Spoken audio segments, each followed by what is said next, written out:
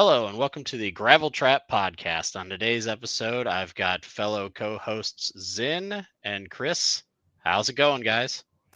It's going, just living the life of tariffs. Don't worry, we'll get into that here in a little bit. Zin, how's the race going for you since you're actively doing the Apex race? It's going all right. Just avoiding dumb decision making. Right. Alrighty. Well, let's get right into topics on hand here. Unfortunately, we're gonna start out the podcast here with a little bit of sad news in the motorsports world.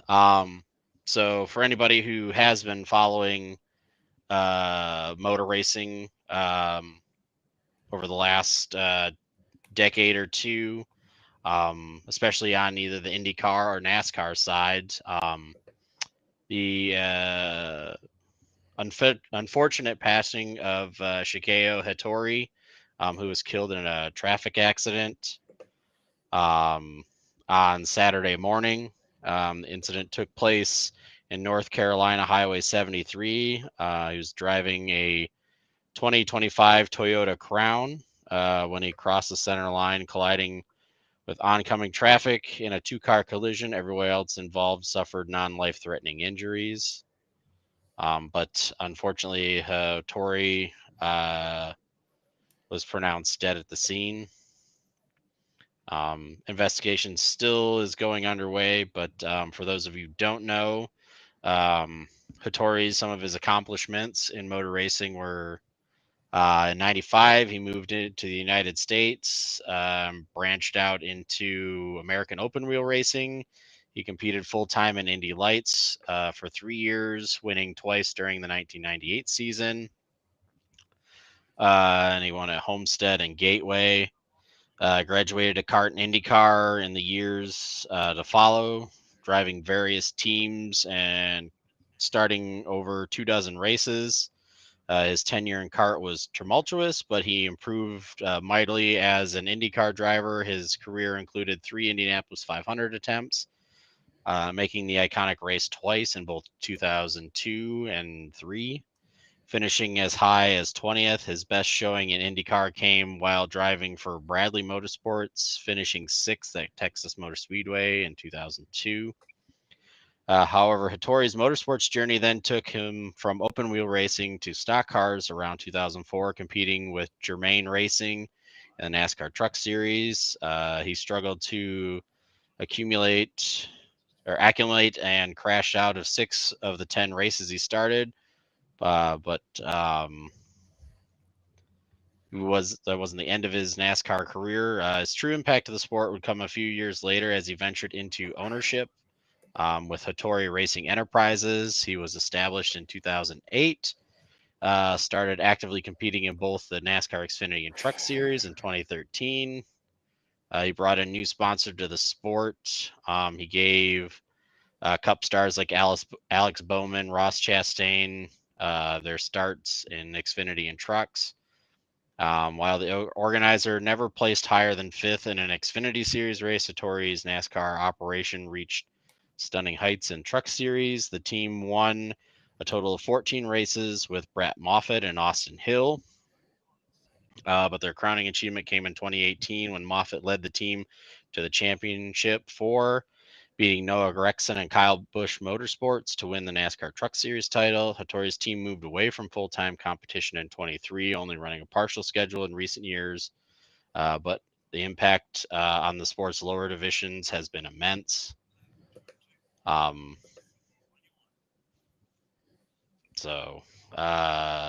it's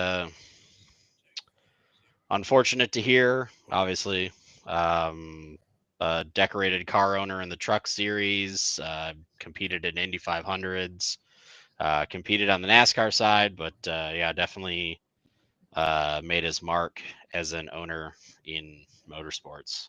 So it's unfortunate unfortunate news to start with. Yeah, I remember him from the IndyCar days, and Hmm. remember liking him. I hadn't followed and known that he had his own race team in NASCAR, but a lot of people, Bubba Wallace, Freddie Kraft, Ryan Eversley, everybody Hmm. had nothing but great things to say, and how he would always show up to the track in a smile, would always come talk to people that he had acquaintances with or were part of his association at one point in time. He never forgot a name, never forgot a face, and would always go and check up on him if they were at the track at the same time. So you really hate losing guys like that. Hmm. Just a real unfortunate event. Yeah, and I would say, I mean, uh,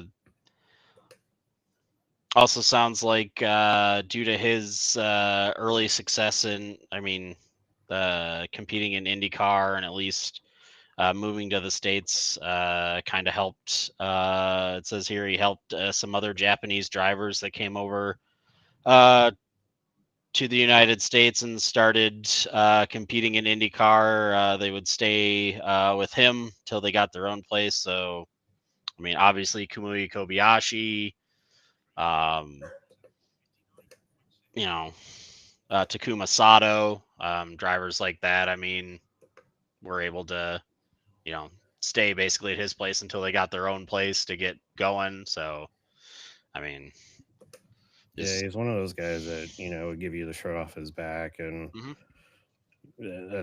what makes what happened even worse. Hmm.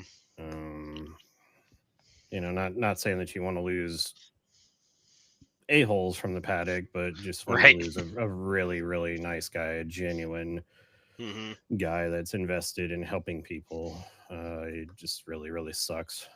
Hmm. So, yeah, it's unfortunate news, like you said. So obviously, thoughts go out to friends, family of him, and yeah, Yep. just another loss for the motorsports world. Can we please stop having these? So every other I podcast, I feel like it now. I mean, at least we've gone a few podcasts now without starting depressing news. So I mean, that's It's a a plus. positive in the negativity of it. So. But yeah, there was a time there where we were starting out podcasts, seemed like every other week with some pretty sad news in motorsport racing. So yeah. All right. We'll transfer over to sim racing news. We'll start with some light positive updates before we get into some of the negative sides of the sim racing news here. So, Forza Motorsports added had an update 19 where they added some new Porsches into the lineup. So the 924 GTP Le Mans was added. The 961 Porsche was added. The 911 GT3R was added. The 911 Turbo S was added. The Cayman GT4 was added. Um, there are also, let's see here, the 917 20 was added as well. To the game, the 935 78 was also added. Game on the game content side of things, they also added early factory race car updates, an early LMP division, 60s Formula, 70s Formula, Formula Mazdas, Forza Australia, Forza GT2, GT3, GT4 updates. There's 4 updates to Forza P1 and P2, Proto H. Forza Touring Cars, Grand Prix Rivals, GTP/C, GTX Sports Cars, Modern Factory Racers, NASCAR, Prototype Group Racing, Rebirth Grand Prix, Vintage Le Mans Prototypes, and Vintage Le Mans Sports Cars. Let's see here.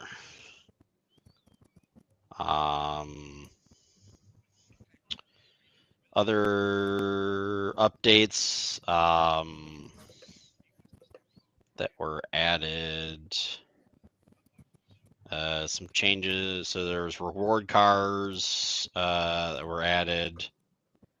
Obviously, the inclusion of racing suits is now available. There's even more of them that you can unlock through competing in events.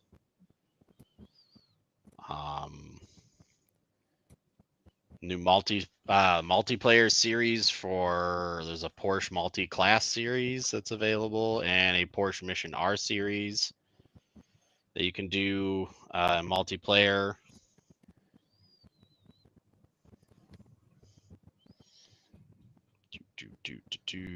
Let's see here. They also added Fujimi Kaido to the game now. Oh, that was part of the update? I thought that was in early access right now. Nice. I think only like certain people had it, I thought. I didn't think it was now. I thought it was just like, what's it called? Oh yeah, it does say. Sorry, yeah, it does say Fujimi Kaido is in early access. Whatever the people who get like the testers are. The testers have it right now, I think. Yeah. Well, bah humbug. Yeah, let's see here. Some bug fixes. The car audio for the 2016 Ford Shelby GT350R, the 2015 Jaguar Type F, and the 2011 Mercedes-Benz SLS AMG have been reworked. The 2014 BMW M4 Coupe had a bug fixed where holes appeared in the dashboard when a race roll cage was applied. They updated track rubbering behavior in both career and multiplayer races.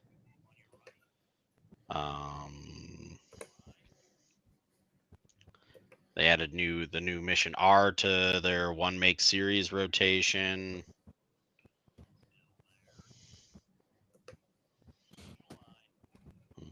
I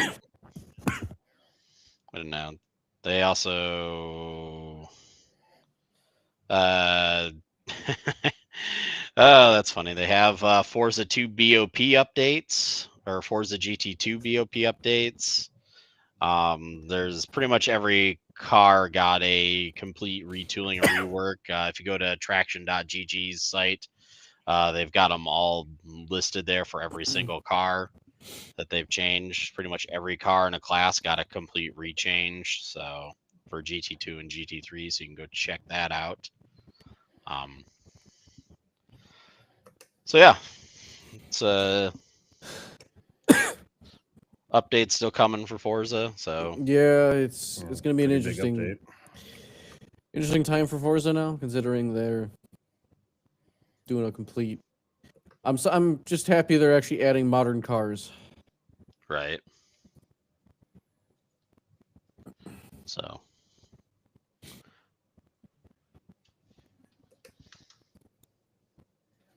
I'll have to re-download Forza and give it a go.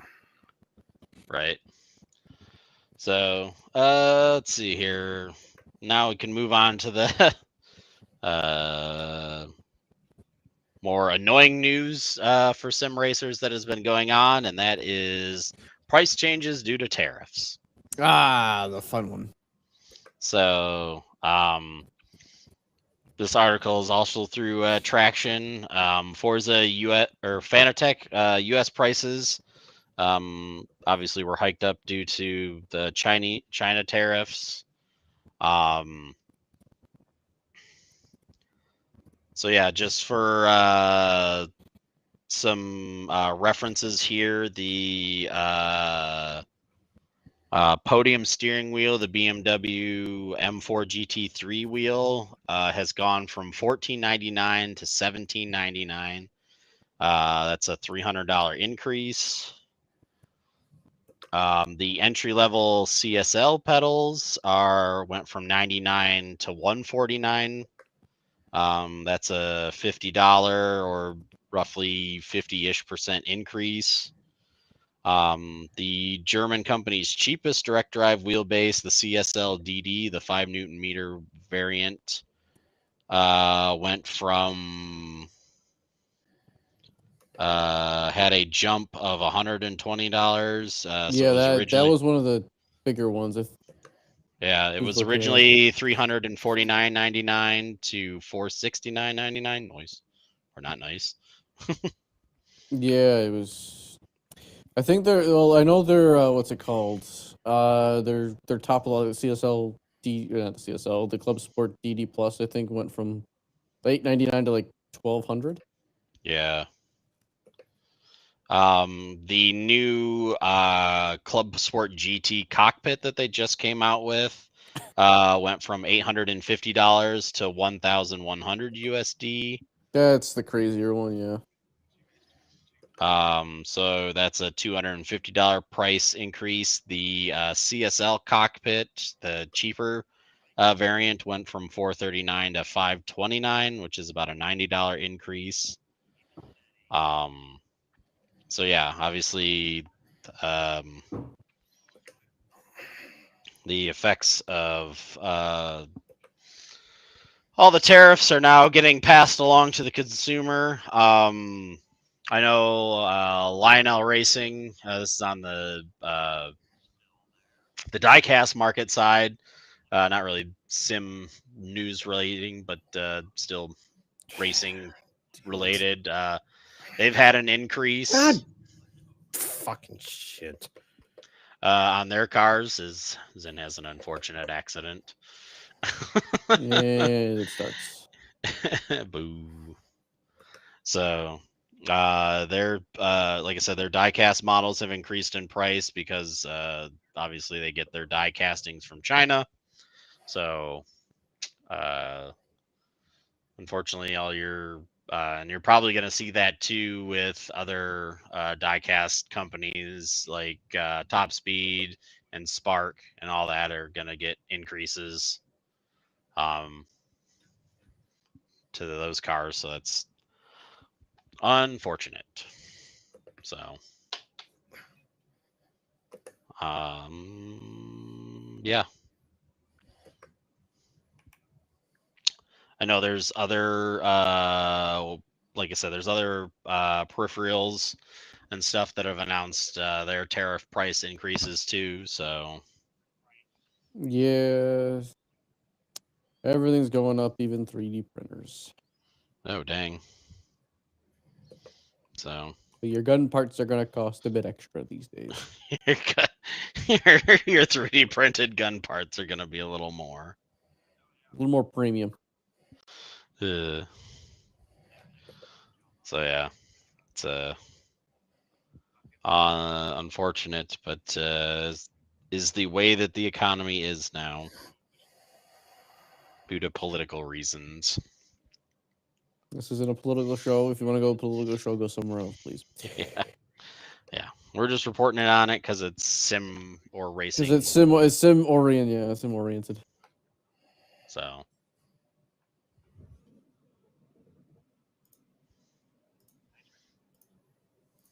but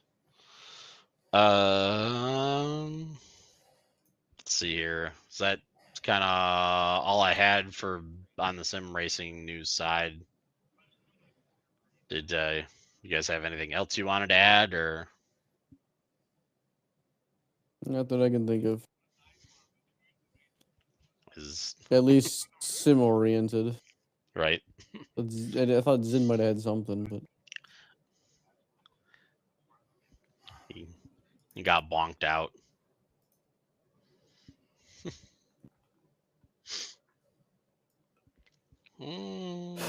Kiduki.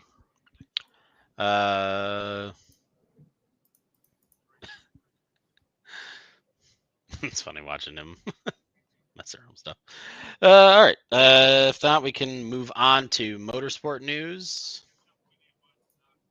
So we'll transition on to that. Obviously, this past weekend, we had Formula One at Suzuka. Well, it was Snooze Suzuka at that point. They repaved the first section of the track.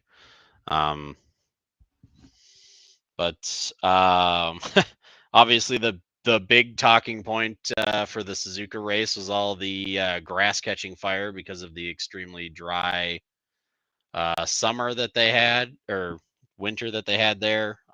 So that was a problem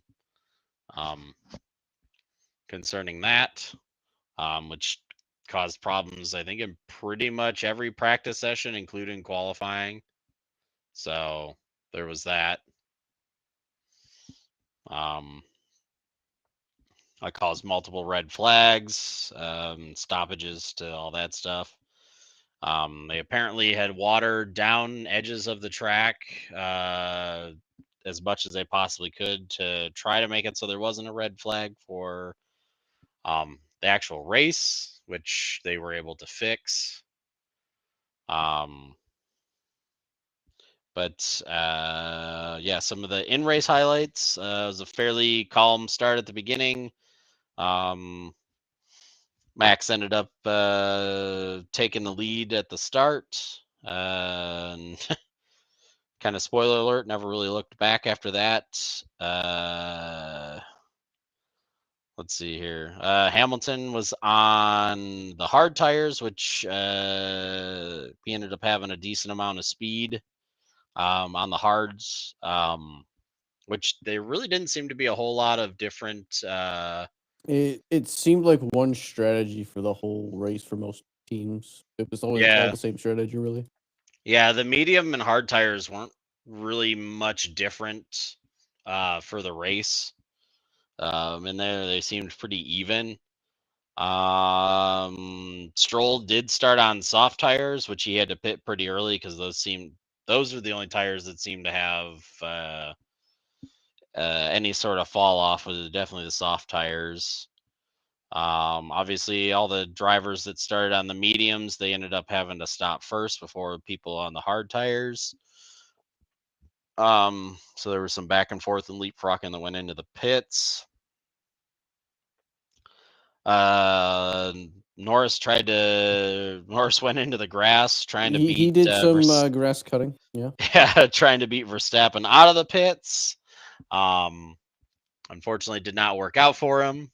He didn't get around him, and then Verstappen ended up driving away for the win. Although not a super huge lead, the McLarens were kind of staying with him there through the back half of the race. So yeah, it was just like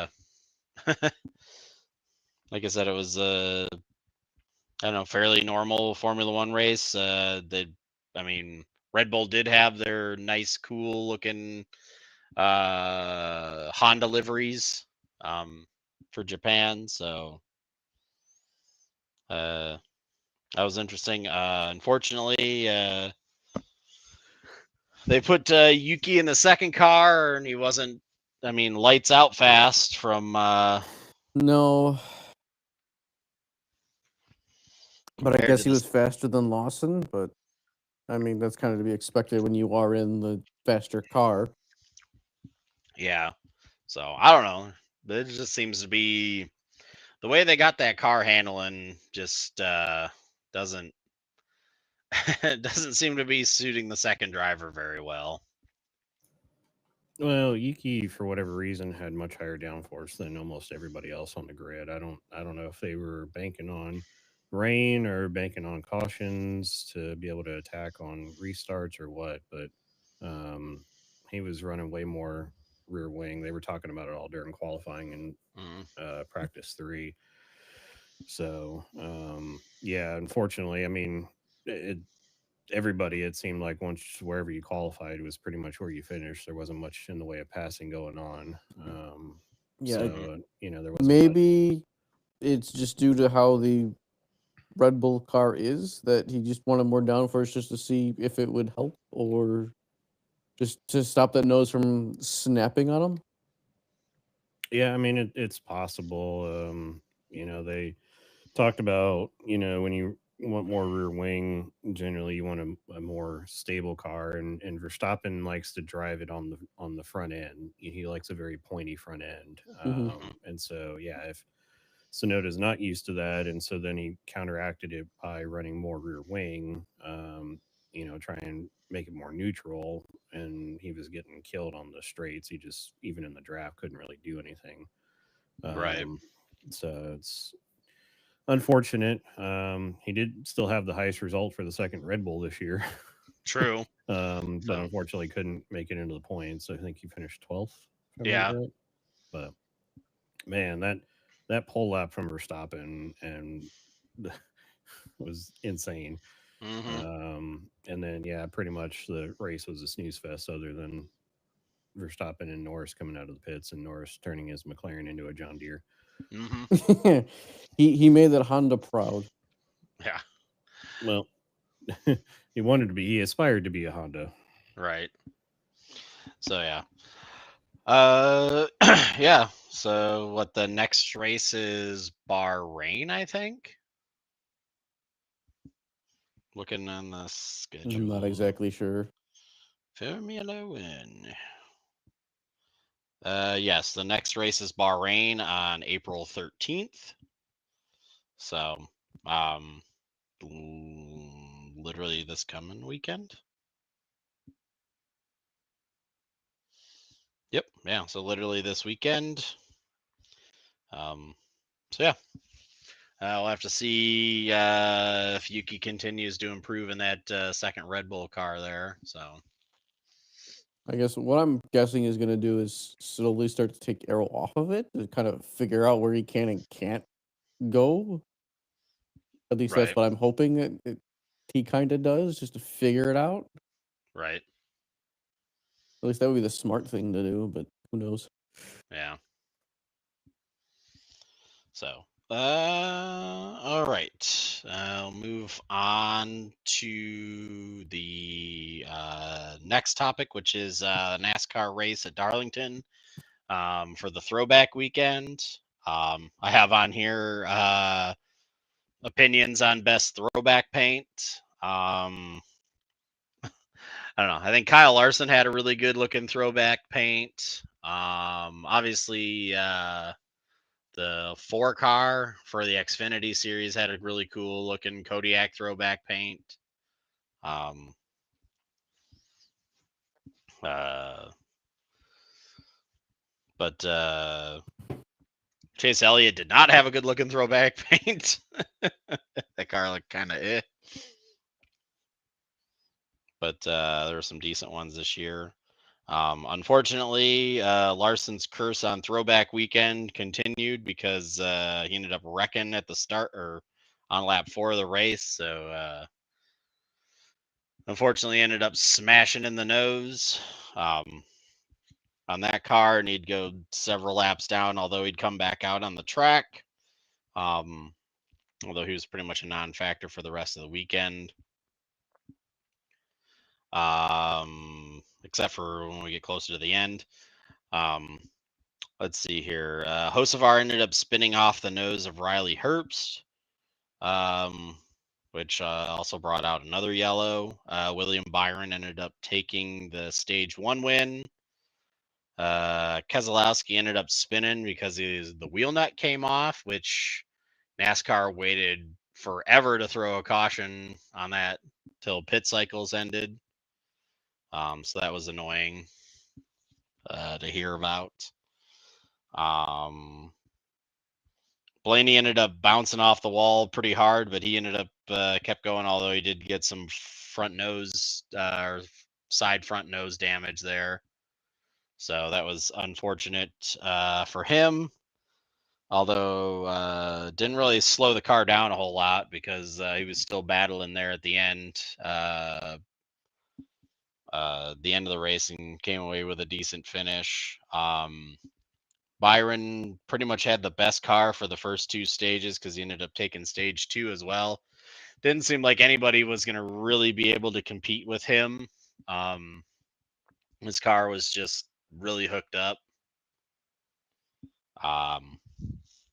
Let's see here. Unfortunately, Barry ended up spinning after making contact with Tyler Reddick. Ended up wrecking the Jim Clark throwback livery that they had for the Wood Brothers, which is unfortunate to see because that car looked really cool too. Although I guess Barry's going to run it again at the Brickyard this year because Doug Bowles, the former president of IMS, there called, I guess, got a hold of the Wood Brothers and asked if they could run it there come the Brickyard weekend. So we'll see that livery again later this season. And then kind of, I don't know, I watched the replay on this and it was weird to watch, but Larson got Larson spun again. He ended up getting bumped by Bubba Wallace and spun and hit the wall. I don't know. He said he was trying to get out of the way of Wallace and those guys coming through and just misjudged. Ended up bringing out the final caution. Although listening to DBC, Freddie was upplaying the fact that they purposely wrecked Larson to bring out the final yellow. So that was kind of funny to listen to. Even though that really wasn't the case. But it's set up for a green-white checkered finish, which, man, the restart was wild and crazy. They were battling at the end. And Hamlin, man, he ended up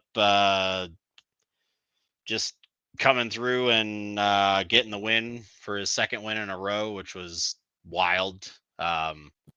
Considering Byron dominated pretty much the entire race and had the car to beat, but the late race green white checkers, man, they freaking got him. So that was exciting to watch there at the end. But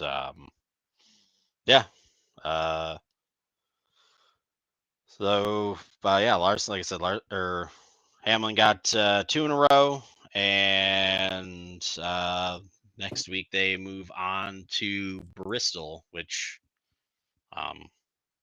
should be interesting to see. Technically, they said they're bringing back the same tire codes for the Bristol race that they ran last spring. So we'll have to see how that works out.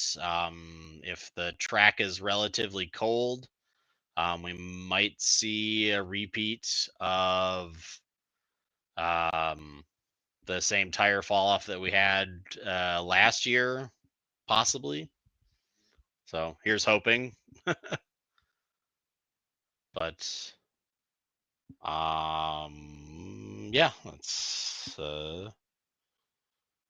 all I got for NASCAR. For the NASCAR stuff, that's really all I got for on-track stuff. Kind of a light weekend this past weekend for motorsports racing in itself.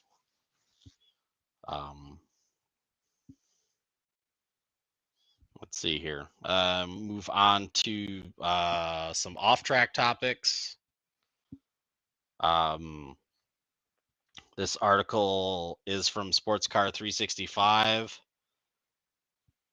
So the SRO is going to assist teams affected by the doubleheader of the Nürburgring 24 and the Spa 24 running in subsequent weekends. Teams competing in both races will get logistical help from SRO, with Stefan Rattel saying the organization is open to help them work through the unfortunate but unique situation to have 2 events in back-to-back weekends.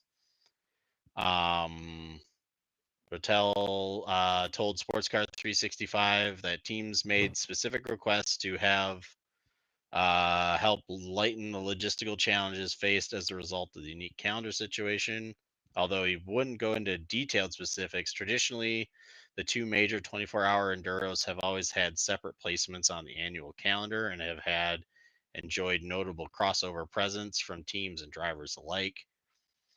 Last year, 8 teams took part in both events, while both row racing and Hapt racing teams have already publicly confirmed plans to do so again this year. Meanwhile, Dynamic GT, Get Speed, and Walking Horse Racing, or Walking Horse Motorsports, all have full season GTWC of Europe efforts, and raced at the N24 last year, and also entered the recent 4-hour NLS season opener.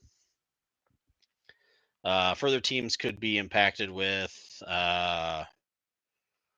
Randall Racing, for example, operating the Realize Conado Racing Ferrari efforts for the 24, but also fielding a 7-goal Endurance Cup car under its own banner. Let's see, Roboss, Hans Peter Nadolf or Nandolf had previously been vocal about the schedule, citing unprecedented organizational challenges. And the reason to downscale to a single car for each GT World Challenge Europe and N24. Let's see here. Rattel indicated to the organization is working to aid teams that are affected by the tight turnaround between Nürburgring and Spa. We've had some specific requests. We have placed them in a place where it is easier to access, but it's not easy, but we have to do it. One particular point of content is the build-up schedule for the 24 hours of Spa with a timetable documents from last year's event showing teams gain access to garages on Sunday of the event before race week, with scrutineering commencing the following day. A repeat of similar schedule would likely directly impact the N24 teams, with the 53rd running of the Eifel Endurance Classic set to wrap up at 4 p.m. local time on Sunday. Nandorf cites this is particularly concerning, describing it as almost impossible. It's unfortunate, but a unique situation. We already have the N24 date for the following 3 years, and it's in May, and we have no problem. But this year is a bit crazy, I have to say. Another factor for the discussion is the place of the 24H Spa on the annual calendar, which has changed in recent years. Traditionally, the Belgian event has always been held at the end of July. This changed in 2023 when Formula One's Belgian Grand Prix occupied that slot, forcing SRO to change its event date. When asked if the Spa 24 will remain in its current slot at the last weekend of June, Rattel replied, unfortunately, unless Formula One kicks us out again, I really hoped that it's over and we stay on that date. That's in turn likely to set up a significant date clash between Intercontinental GT Challenge and IMSA Sports Car Weather Championship next year. Confirmed as part of IMSA's release in 2026 schedule last month, the 6 hours of the Glen will move back to its traditional weekend at the end of June, thus lining it up on the same weekend as Spa. We stay on our date. I spoke to John Doonan, and he said it's being discussed with the manufacturers and the teams, and it's not a problem. So if it's not a problem, then it's not a problem. It's not impacting our grid, and if it impacts then that means there's enough money for everything, even if we will see what the future will be, but you never know. That was the president of SRO talking about that.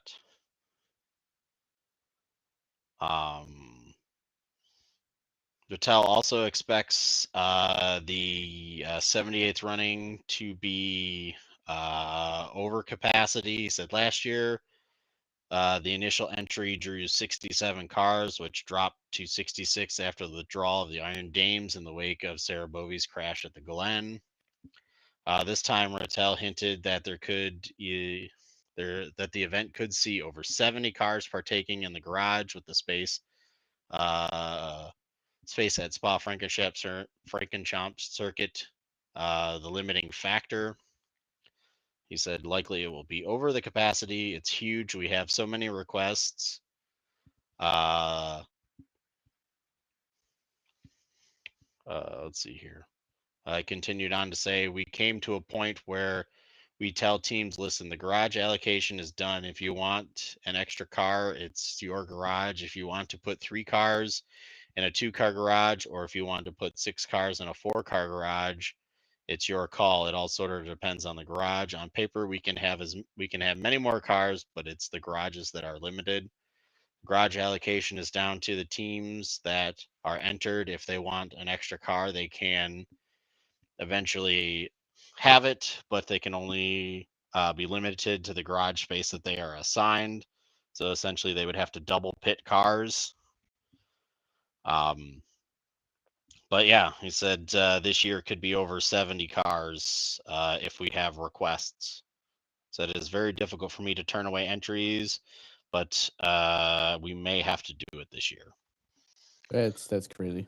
So yeah, yeah, this Oh year boy. we could see a 70-car GT3 grid spot for the Spa race, which would be, I can't even imagine what that would look like. 70 cars thundering Well, around Spa. I know how we're looking in iRacing or ACC would be total death, but Yeah.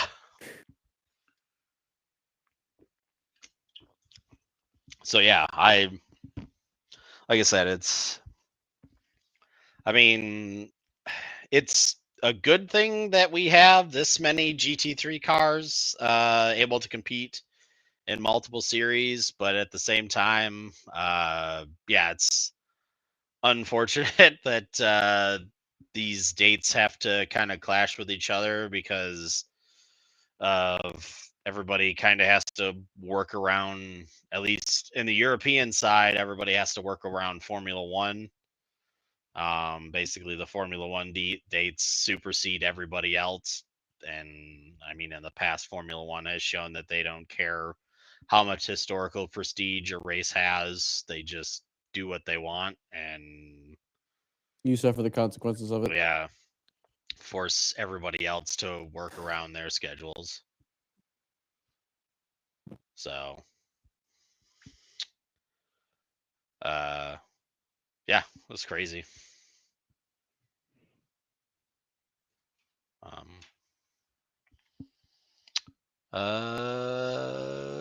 Yeah,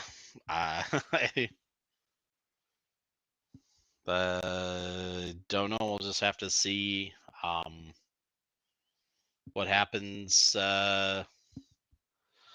next year. If they have to shift around the Spa 24 date to a slightly different time on the schedule to hopefully, like I said, hopefully it doesn't clash or overlap with the 6-hour race, because it'd be cool to see some of the other GT cars that we have here in the States running. Like it'd be cool to get like a factory backed Corvette team, or at least something along that lines running in Spa. I mean, I know they've got a couple of teams that do run the Corvette this year for SRO in Europe, but it'd be cool if we could get some more crossover from the other GT series. So Capacity grids at Le Mans, capacity grids at Spa, capacity grids at Nürburgring, I feel like. Like I said, it's just annoying that everybody has to work around Formula One because they don't care. Yeah. Well, and I mean, it's partly why you see IMSA releasing their schedule more and more. excuse me, earlier, I should say, each year. So, I mean, they released it, middle of the year last year, and this year they released it Sebring weekend. Yeah. To get it out so people can plan around whatever else they got going on. Yeah, and have a less likelihood of having to move their race dates because they've already locked it in. So everybody's like, well, work around us. We ain't working around you because we're already locked in, you know? Right. But yeah, like I said, it's going to be crazy if we get 70 cars at Spa this year. Yeah. that is going to look like a freaking traffic jam. If only we could get something close to it in iRacing. Yeah. I mean, they could technically have 62 car grids. That's the biggest that the game will allow. So, yeah. But, yeah, I don't know. That's kind of all the news articles that I have. Like I said, it was kind of light on motorsport news this week. As we start getting further into the season, we'll start having more stuff coming about, especially, God heaven forbid, we start getting into silly season stuff already. It's not silly season, but it's didn't have this on my bingo card this year. Apparently, this afternoon, NASCAR was subjected to a ransomware attack. Oh boy. Yes. So apparently, the Medusa ransomware group has claimed to have taken control over 1.2 terabytes of NASCAR private data, including internal documents, employee names, phone numbers, emails, sponsor contracts, and scans of invoices. Oh. They're holding it hostage, demanding $4 million in payment to keep it from spilling out onto the dark web. They've apparently slapped a 10-day timer on it for NASCAR to either pay or have the data released. They even shared a screenshot of a folder labeled NASCAR data to prove that they're not bluffing. There's been no official statement made yet by NASCAR. It's eerie like the calm before a storm, according to this article. Medusa is playing dirty by offering to delay the leak for an extra $100,000 per day if NASCAR needs time to scramble the cash, or they'll let anyone with $4 million buy the whole stash.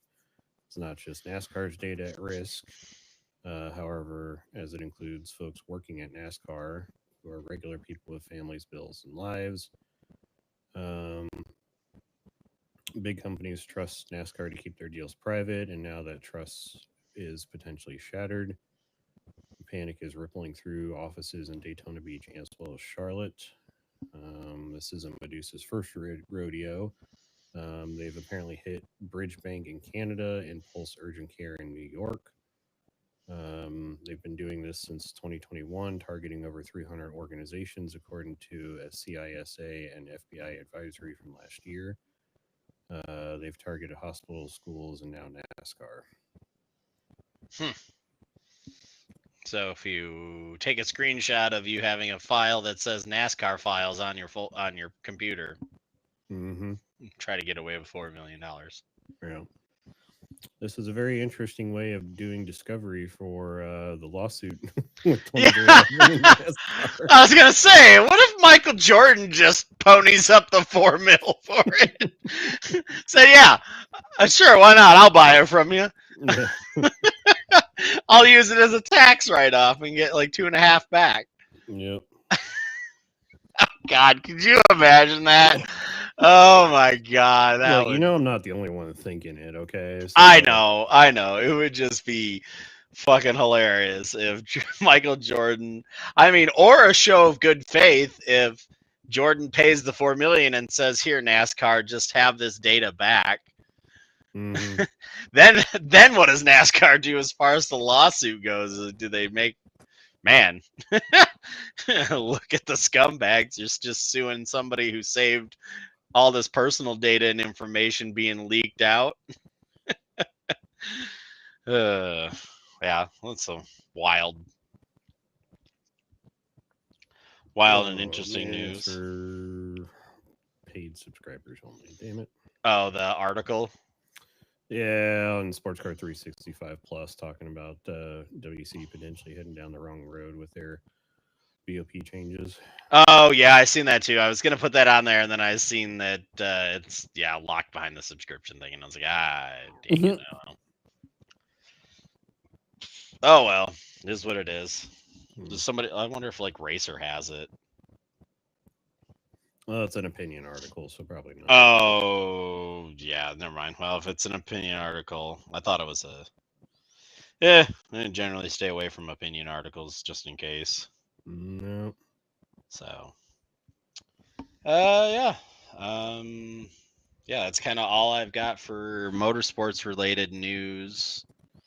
Like I said, not really much going on this week on that side. Obviously, on track stuff coming up this weekend. NASCAR at Bristol, Grand Prix at Long Beach weekend. So we'll have IMSA and IndyCar on track. Formula One at Bahrain. So we'll have a bunch of news to talk about next week.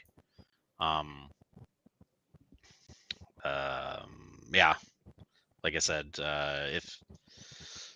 if the track is cool this weekend at Bristol, we could see some more crazy tire stuff going on, but I don't know if it's what the weather's supposed to be like this weekend. Iron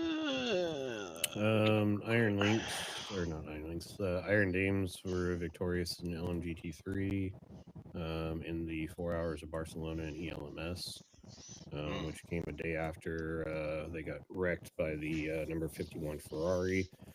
Right. With Marta Garcia having to go to the hospital for precautionary checks after hitting the wall at 12 Gs.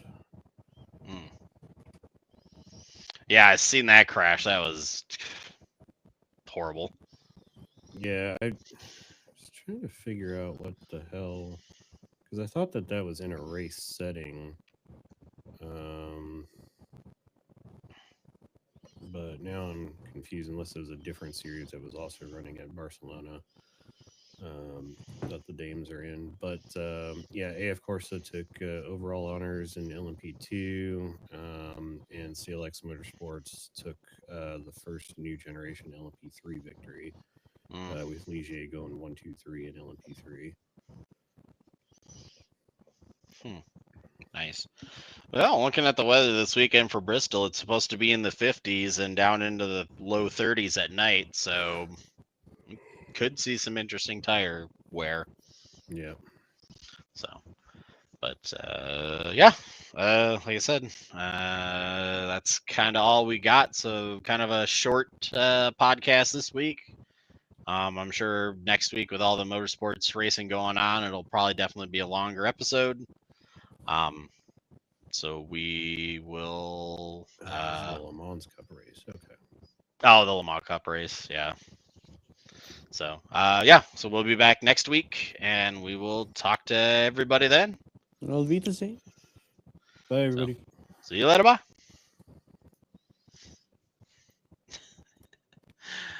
Alrighty. Are you on the phone with your dad?